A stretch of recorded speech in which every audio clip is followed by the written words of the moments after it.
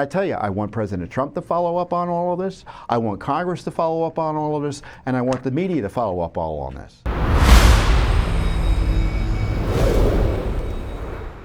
It's been a great year for Judicial Watch.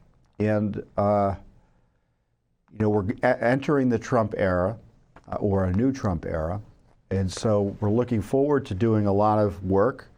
There's a lot more work to do, frankly, under a Trump administration than under a Biden administration, because one would think there would be more opportunities for disclosure, right?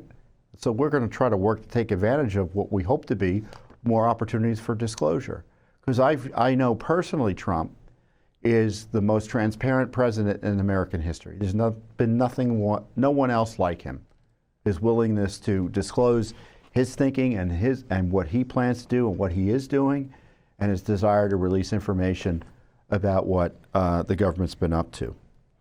But in the last year, I would submit Judicial Watch did so much to help preserve our free and fair elections, support the rule of law. I have no doubt that if not for Judicial Watch's litigation, education efforts, and advocacy for the rule of law, President Trump would have been in jail. Now, were we the only reason he stayed out of jail? No. But we were a significant contributing factor to preserving the rule of law for President Trump, making sure that the election wasn't stolen in 2024, at least at the presidential level. Yes, I know their allegation it was stolen in other races, but the presidential race, they couldn't steal it, in part because of the work we've done. And just in the last year, I want to go over with you, because it's worth reminding you, and it's important you know about, because some of these issues the media will never tell you about.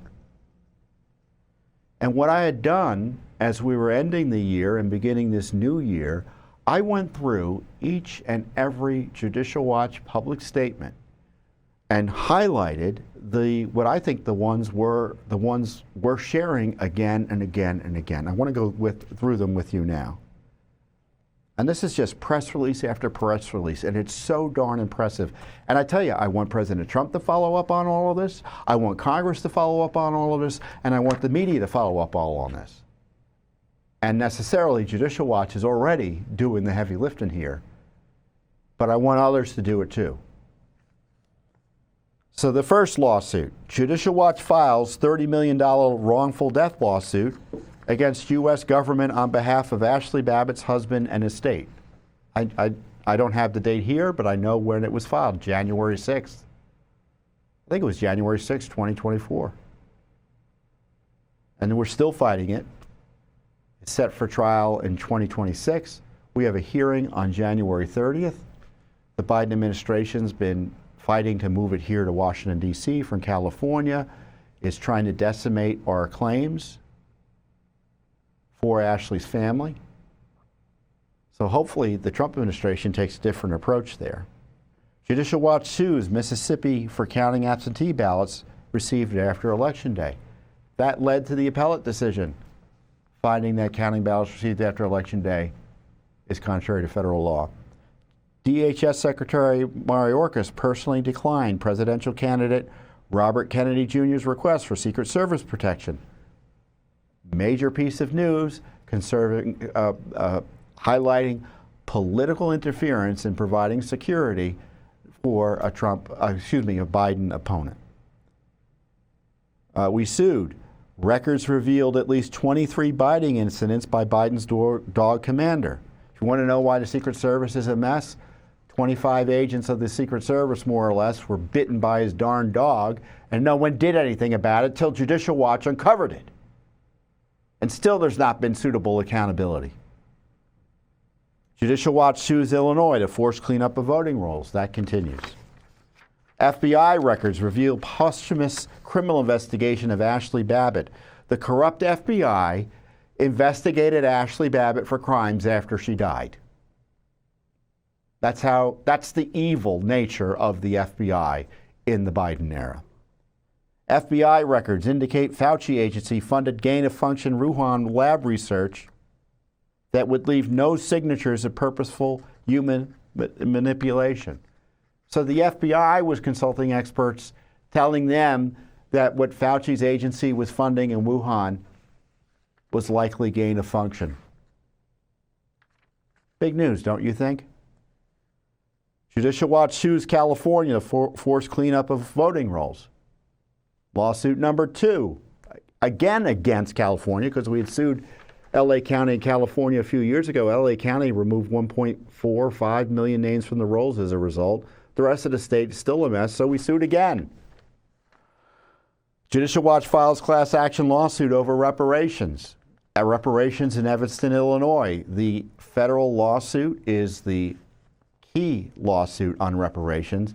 Virtually every jurisdiction in the in left world considering reparations has put all of that on pause, waiting to see what happens in this Judicial Watch lawsuit, where Evanston gives money to people who identify as black or African American and whose ancestors, or they were either residents or their ancestors were residents of Evanston between the years 1919 and I think 1969. But only if they're black. Completely racist. So the important lawsuit. Judicial Watch, Biden Justice Department admits special counsel transcript of Biden interviews is inaccurate. Yeah, they doctored the transcript of Joe Biden's interviews with the special counsel to minimize pauses, ums, and uhs. I give the ums and ahs too. You know, many people do. But he was doing it in a way, and it was minimized in a way to help make it look like he wasn't as awful cognitively as her determined. And they were messing with a record of the court. Was it technically of the court? I don't know. Messing with an official record, federal record, whatever you want to call it. When transcripts are written of depositions, the ums, the ahs, the ands, the hums, the coughs, they're all caught by the record. And to eliminate them shows some ulterior motive. Incredible. And Judicial Watch forced it out. Records show FBI provided Democrats with information on whistleblowers who testified at a May 2023 weaponization hearing.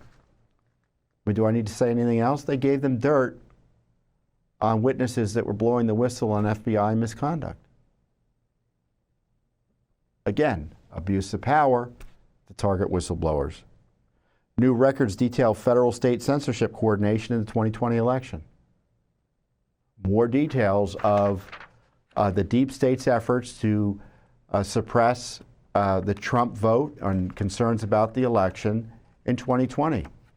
There are many ways to steal an election. One way to do that is by censoring advocates for a candidate or advocates on issues that may inure to a candidate or his or encourage voters, either directly or indirectly by happenstance. And they did not want people to think the elections were at issue in terms of the way they were being administered, and they were censoring them. We got more of the proof. Again, more criminal activity as far as I'm concerned. Judicial Watch asked federal court to order release of the audio of President Biden's interview with special counsel Hur. So we're asking, we sued for it. We proved that they had manipulated the transcript. They're still hiding the audio. And to me, it's not now a matter of history. It's a matter of accountability for corruption. There was a cover-up about his cognitive abilities, and the cover-up includes the Justice Department's continued refusal to receive release the audio of his interview with her. Maybe the Trump Justice Department will change their mind on this, but the court hasn't ruled yet. Judicial Watch announces publication of Rights and Freedoms in Peril, an investigative report on the left's attack on America. Great new book. You got to buy it if you want to know what Trump has to deal with in 2025 and beyond. You're going to want to read my new book, Rights and Freedoms in Peril. It's a great book, an important one. That's why I put him on the list. 113 non-citizens voted in the D.C. presidential primary. Big news, don't you think? If you believe in America and citizenship and election integrity. Judicial Watch sues Oregon to force cleanup of voter rolls. Lawsuit alleges Oregon has one of the worst voting lists in the nation. So that's 3 federal lawsuits against 3 separate states to clean up the rolls by Judicial Watch in 2024. Judicial Watch victory. Federal appeals court rules against counting of ballots received after Election Day.